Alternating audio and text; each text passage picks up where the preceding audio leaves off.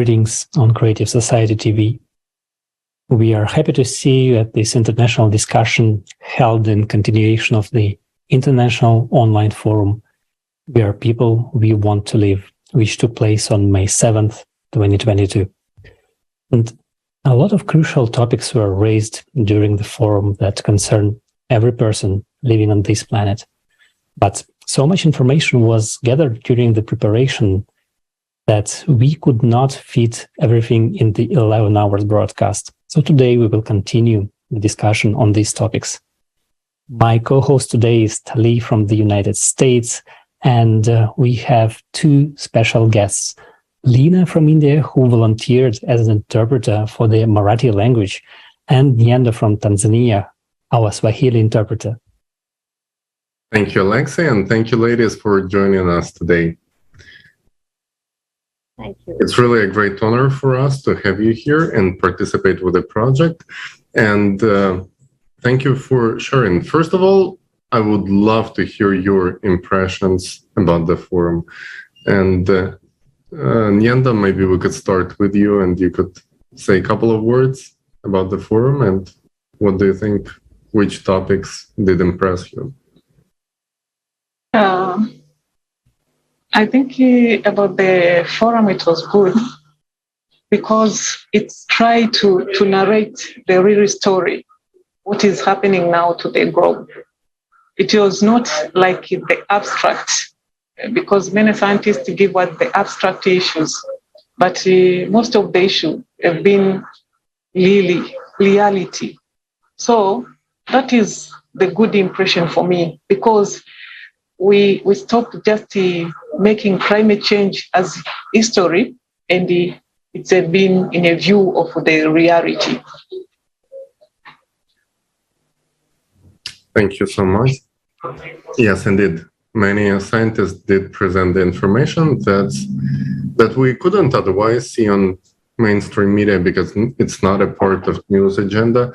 And specifically, one thing that's very unique is how volunteers of the Creative Society put together all small pieces of data about climate change in different parts of the world and taken the comprehensive approach to really studying the climate change.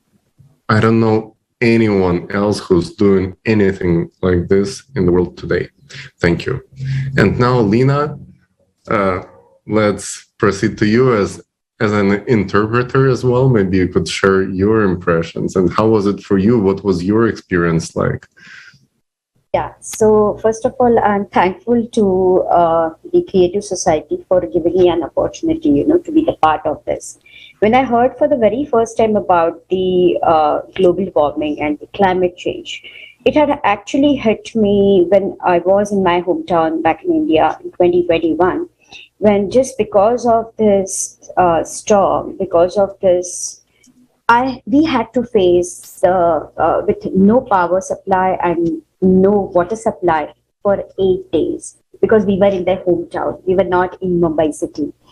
But with that, constantly I was thinking about this climate change and this, and see after exactly a year, because 18th May was that date, which I remember, we were that complete week, we were out of electricity and water. And after an year, I am just part of this. I mean, it's just a coincidence, I feel.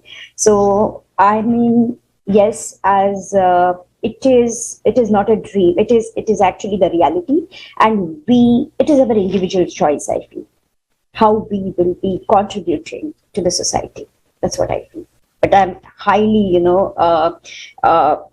happy and glad enough to be the part of this Creative Society, to be the part of this project. Thank you. Thanks for sharing. And, the main topic of this forum is undoubtedly the planetary climate change that has to be addressed without delay. And reducing the CO2 emissions may help with ecology, but will not stop the progression of the global cataclysmic events synchronizing all over the planet. And Nyendo, can you please tell us about the impact of the extreme climate events in Africa? Yeah, I can say Africa cannot isolate from other people. because we are sharing the atmosphere. So the impact in Europe, the impact in Asia, it's also happening in Africa. Though some of the adaptation mechanism may differ, but we are all impacted by climate change. When you talk about some of the indicators of climate change impact, let me start with my country. A lot has happened. For example, rising of coastal level has impacted most of the part in the coastal area. Like there is a certain island known as Parannjpe has been submerged. So that is not abstract, it is real. And when you talk about the increase in temperature, has been caused some of the part of Mount Kilimanjaro ice to be melt. When you compare to 2000 and the current, you can see the difference. That is the reality. It's not an abstract. Likewise, when you talk about the decline in agriculture in some parts, when you talk about increase in change in weather pattern, like increase in extreme event like floods, droughts, in some of the parts, you can see that some animals are dying due to the drought. So those are some issues which have been already observed. And the most part of Africa, especially Sub-Saharan Africa, we have the same climatic condition. That means some of the things which appear in Tanzania already appear in some parts, like Kenya. Last year, 2021, a lot of which was being documented on the impact of climate change. Example, floods. Many infrastructure has been distracted. When you talk about drought, Ethiopia, last year, 2022, a lot of animals have been that have been died. So those are some of the reality impacts of climate change, and not those we can say science on the books. We see it, and those are some of them, I can say. Thank you. Thank you for sharing with us what you witnessed over there, because really we know that these things are happening, that climate, as you said, is interconnected. The whole planet is a very small place in which everything is connected, and droughts that people experience in one part of the world are connected to the floodings and other climatic events in other part of the world, as we found out from the forum. And right now, to get a little bit more information about how much interconnected the climate of our planet is, let's watch the next speech from Olga Prochenko about monitoring of the climate.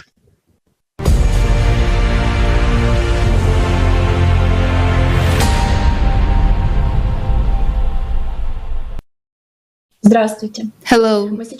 We have now watched the video of the monitoring of climatic cataclysms for just 2 months. And only the most extensive disasters have been listed. How many lives have already been lost in these 2 months? A huge international team of volunteers from all over the world worked hard to prepare this video. During all 5 months between the last conference and this forum, we have been collecting and analyzing data about climatic disasters all over the world. We did this every day, and we were shocked by what was happening, especially by how many disasters happen every day.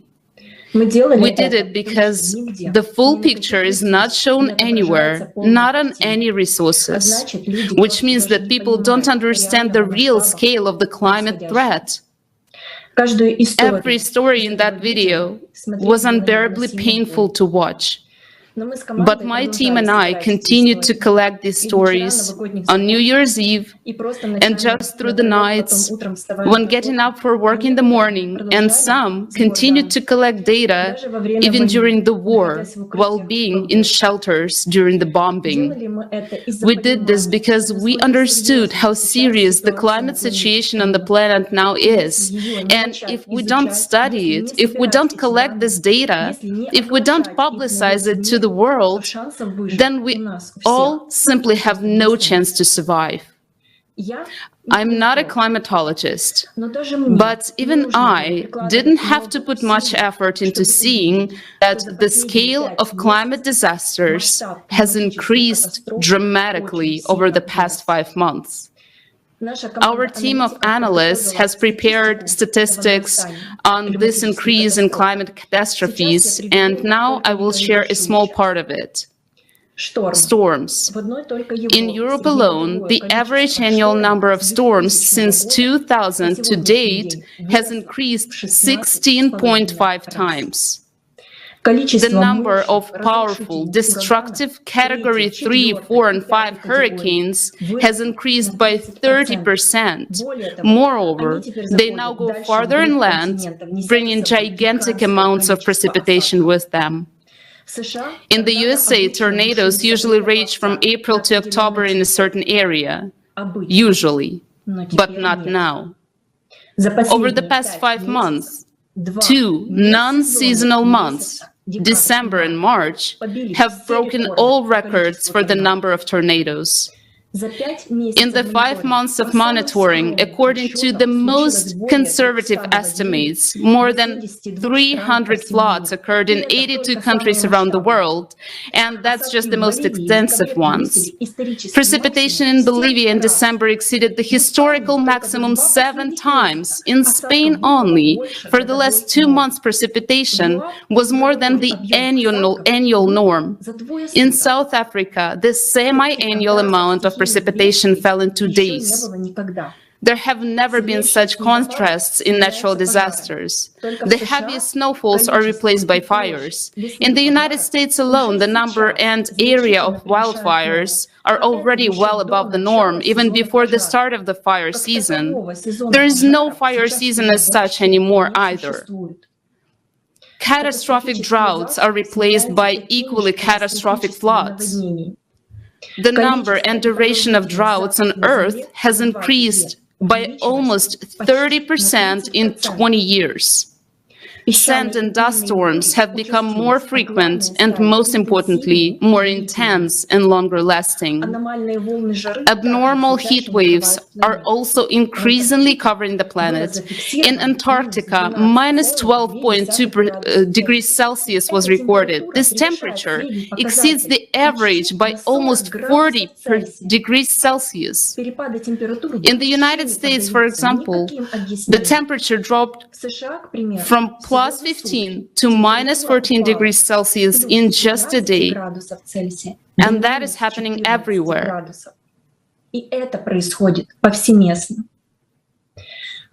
Everyone is aware of that, of the extreme heat in India and Pakistan. And after the record-breaking hottest March in the history of observations in India, the temperature rose even higher in April. Human lives are lost after each of these climatic disasters. These lives cannot be brought back. After each of these terrible events, these are either mothers hugging their children, as well as people being buried alive in the lava, as was the case in Indonesia, or whole families left under the rubble of their homes, and those who survived are without water, flood, and everything they had, as it happened in the Philippines. Or entire cities wiped out by tornadoes, with only the foundations of houses left, and the remains of human bodies that barely identifiable. There is really a full-scale war going on. The only enemy we have in this war is the climate. To survive this war, we must unite all of humanity and work night and day on technologies that can defeat this enemy. But first, we need to open our eyes and recognize the scale of the catastrophes and the fact that we can delay no longer. For 40 years, we have been told that the cause of climate change is anthropogenic CO2. We're spending hundreds of billions of dollars to solve this problem. But why isn't it getting better? Why do people keep dying? Why are so many families left just on the streets, without basic things to survive, without water and food? How has our planetary fight against CO2 helped these people? Yes, CO2 is on the rise. We don't deny it. But what does that have to do with the increasing climatic disasters? I'm talking to you people, to you personally. Are you ready for the climate to destroy your home? Are you ready for your child to be swept away by a flood that comes out of nowhere? Are you sure that it won't affect you? Do you think those people whose stories we watch today are any different from you? Do you think they were ready? Are we ready? Because we will face cataclysms of even greater power than in the last 5 months. The disruptive power of cataclysms grows every day, and we as society do not even study this problem at a proper level. Our science is busy with something completely different, and we are wasting precious time. But these are our lives. Be sure that literally very soon, if not a tornado will come to your house, then a flood, an earthquake, or a typhoon. And this natural disaster will spare neither your life nor the life of your loved ones. And in the creative society, this will never happen. Because by combining the scientific potential, we will create technologies with which the climate will no longer be the threat to us. That is why it is now so important that each person actively informs about building the creative society.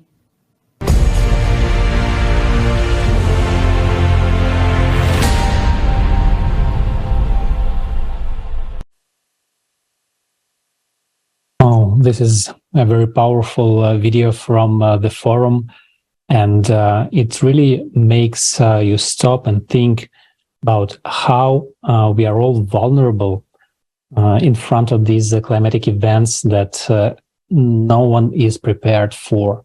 And Leena, we know that India wasn't spared by the climate either in the last months as well. Can you tell us more about the situation in your country?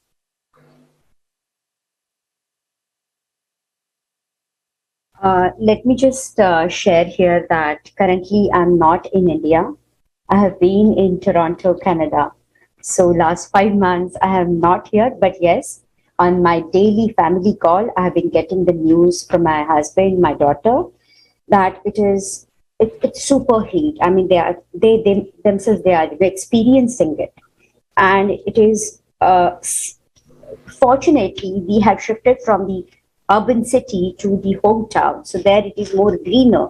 So we don't feel that much. But still in Mumbai or the city life, when I have my friends and they are talking with me or they are updating regarding this, yes, I'm getting that it is the heat which is, increasing day by day. Whereas in Toronto, definitely I have not sensed it so much. But yes, in India, it is the heat. And they are already, onto it. It is unbearable.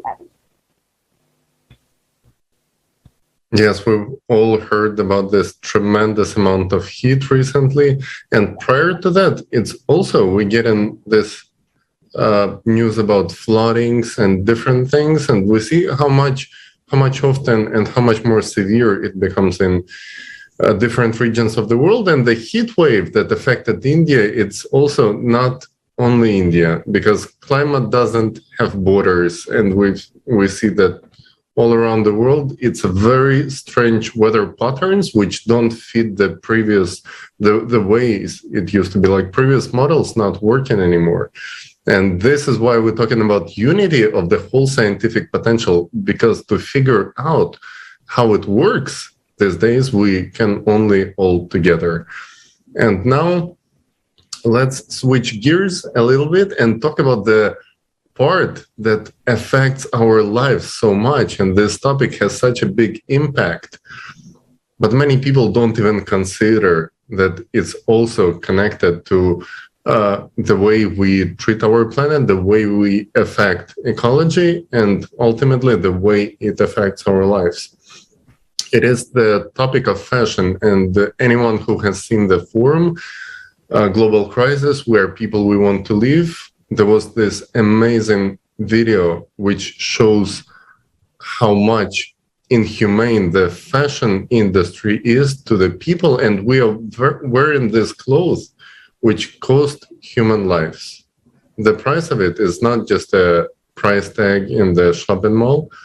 Sometimes on the sale, the price of these goods, which in huge amounts are being so often destroyed by the end of the season without even going on sale, right? The price of this is cost of how much human life cost. It has no value. You cannot value it. It should be the highest value in our civilization, but we don't even know in what kind of inhumane conditions people have to work sometimes just to produce it, because simply to make enough to survive the day. Leena, could you please tell us more about this topic from your knowledge? Thank you. So let me just put it in this way that my temptation for clothes has, is been replaced by the awareness.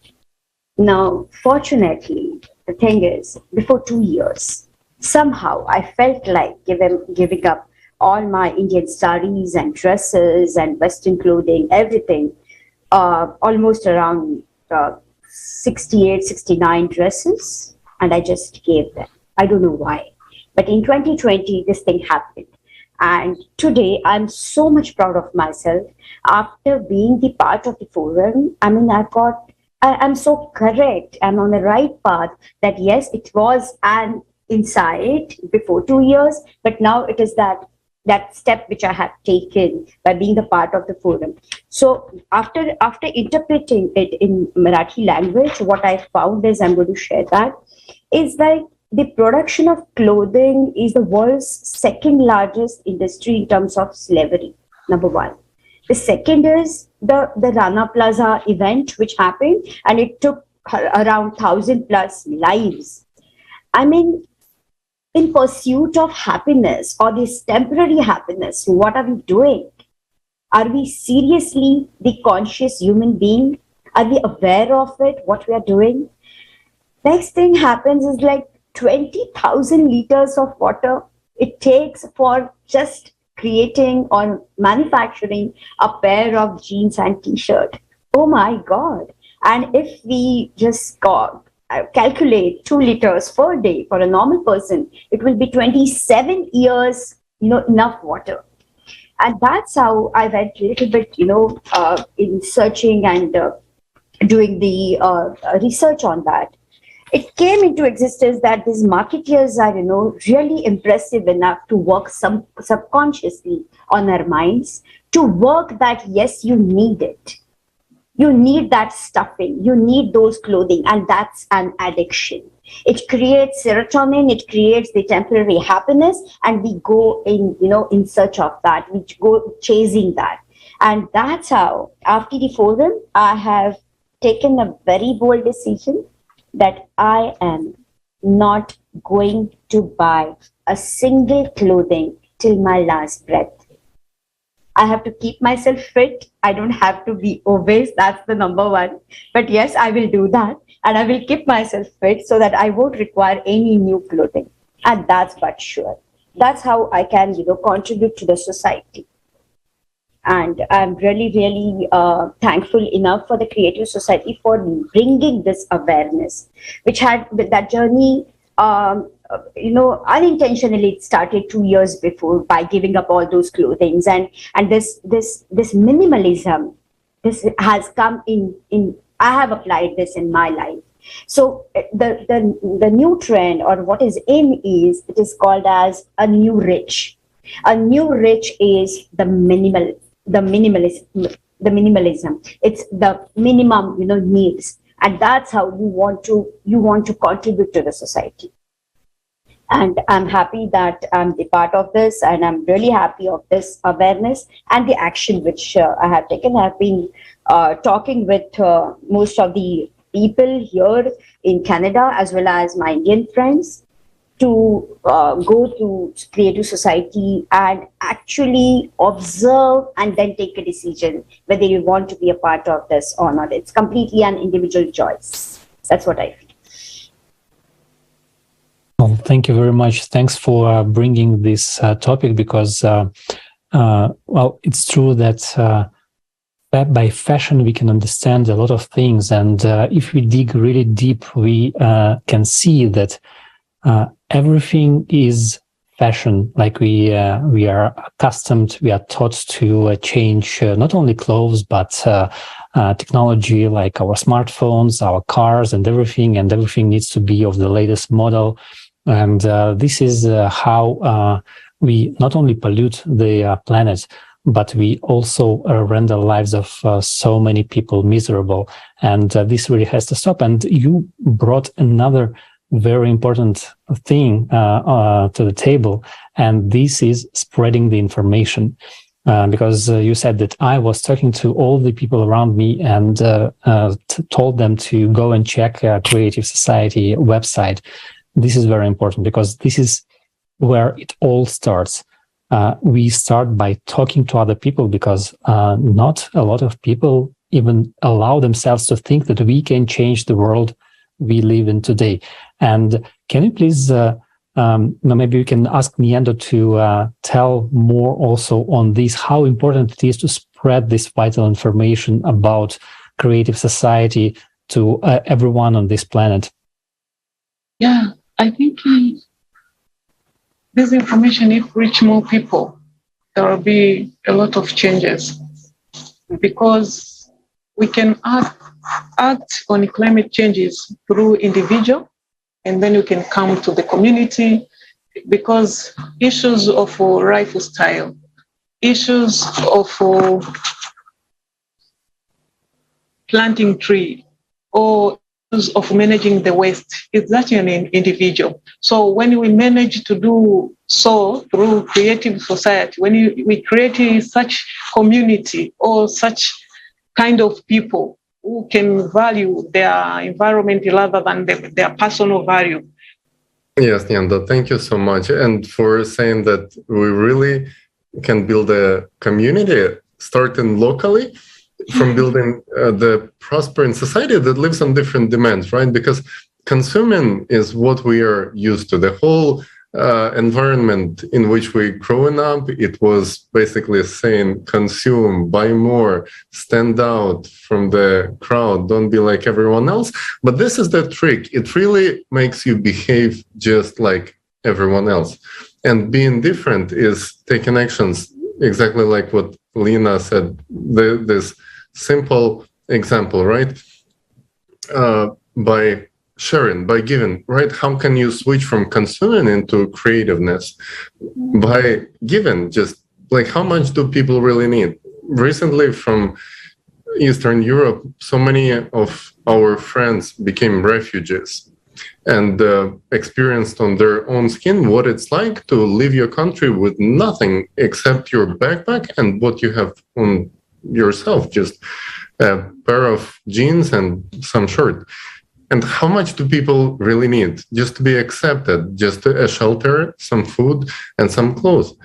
And people change values. When these climatic events happened, it should make our society more humane towards each other and create a different demand. Not a demand to stand out from the crowd, be yourself, drink a can of a can of soda or something, but a demand to be human from capital H.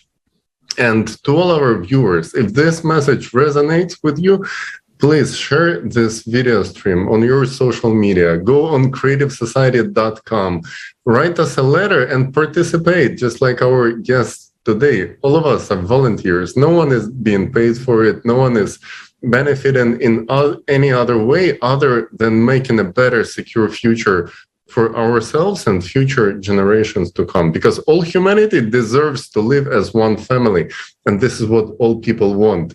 And it takes a little action from each one of us, first of all, to share this information, to watch the forum, because all starts with the knowledge. When we know, we can make a demand, we can make take action based on our knowledge.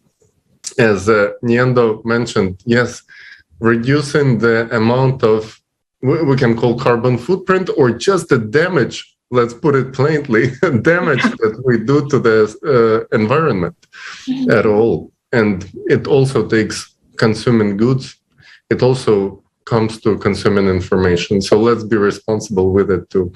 And maybe we could also share some final thoughts and wishes from our dear guests to our viewers.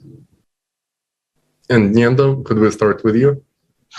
Yeah, as I can say, we are in a time for crisis now. So there is no anyone who can come and solve that problem. We as human beings, we are the source of the problem, and we shall sit and solve the problem. And I think it's time now to tell the truth rather than hiding the information that climate change is our enemy. Thank you. And it is true that we are the only ones who can change this. We now know that no one will do it for us. And this is for sure. We have so much evidence of the past decades, if not centuries, that no one will build a better world for us.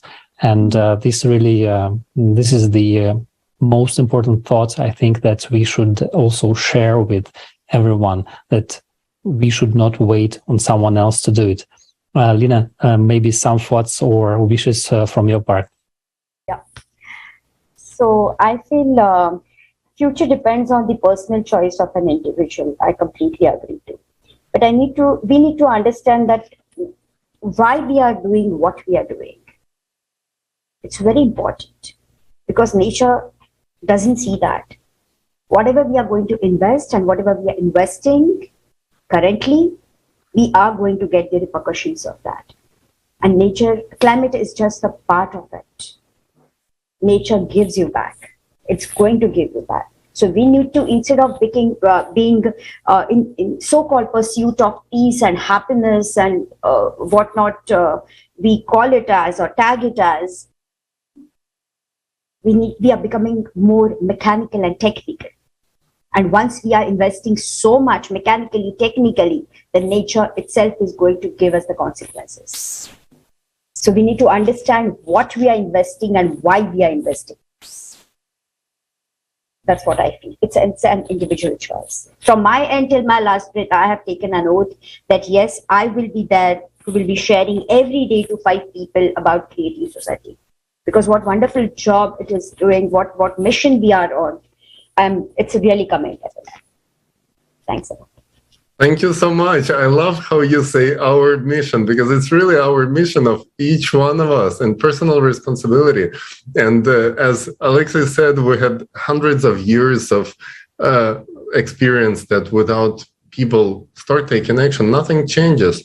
I would say it's thousands of years. If we remember our school history, what did we learn? That some rulers fought for resources, created big armies, and tried to steal from one another some resources by human lives. The cost of those resources have been human lives.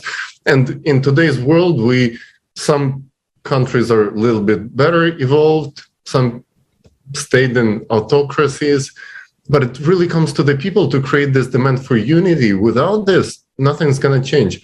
But considering that the first time, just think about it, first time in the history of our humanity, we have a chance to connect with people from any part of the planet and ask one another, hey, what do you actually want? How do you want to live? Is it true that we are being told by the media that we are enemies? And when we talk to one another, we find out we have no enemies. We're all people, and 99.9% of us want the same thing, to live safely, to make sure that we're taking care of environment and take care of one another, because that's really all we have. The whole planet is our home, and whole humanity is our family. And if this message resonates with our viewers, please join us by such a simple step. Press join us button on the creativesociety.com, and you can be the part of building this better, brighter, prospering, creative society for all of us to live in. Thank you so much, our dear guests, for being with us today. And thank you, all our viewers. Thank you, Alexei, for co-hosting. And thank you, all our behind-the-scene people. There is a huge technical team. There are multiple translations going on right now in this very moment on multiple channels of Creative Society. And all this done by people themselves. So thank you so much. The best way to find out how it works is to join. And yes, we're looking forward to it and looking forward to our next international discussion. Thank you so much. Thanks a lot. Thank you. Thank you so much, guys.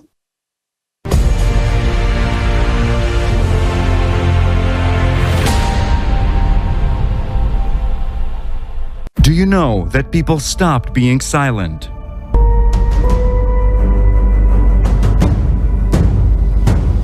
International discussions. The truth is that when it comes to migrations and refugees, it is a business. I saw the market where the children selling out openly. 4 days we were facing the sniper shot us and the bullets above our heads. If we do not address such issues like human trafficking, tomorrow it could be you, tomorrow it could be me. Politics is driving the science, not the science driving the politics. Many people want I stop to talk, but I say no. This reality can affect and can take your life anytime. People are losing everything. $270 trillion. Where is the money? And where is the result? This 12,068-year cycle is a clock cycle.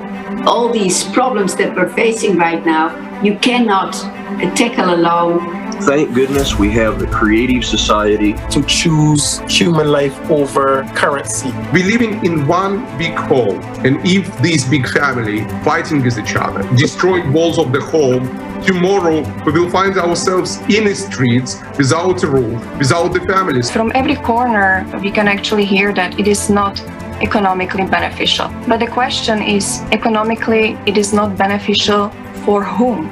Isn't beneficial for us people to save our own lives? We need to bring together all of the intellect, all to the science, all of the people that can actually do something. I think that the members of Creative Society are the new and real superheroes. These people already understand that we should urgently act. Do you want to become part of changes? Take action. Don't be silent. You are invited to the new season of international discussions. Watch the forum, Global Crisis. We are people. We want to live. Changes begin from you.